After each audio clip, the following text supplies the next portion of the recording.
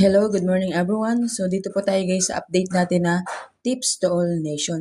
So ito po yung sumada natin, 28, 11, 24, yan po ang ating tips. At ang yung sumada sa picture natin guys, di ba kahapon ito yung 18, 9, 27, 36. So ngayong araw naman po ay 19, 28, 37, 1.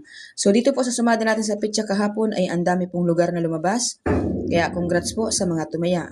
So dito naman po sa birthday code ay 25, 13, 27. Alam nyo kasi guys, wag na kayo mag-alinlangan na tumaya kasi para naman po yan sa inyong lahat. Kung kaya po ng 2D luto ay ilagay ninyo.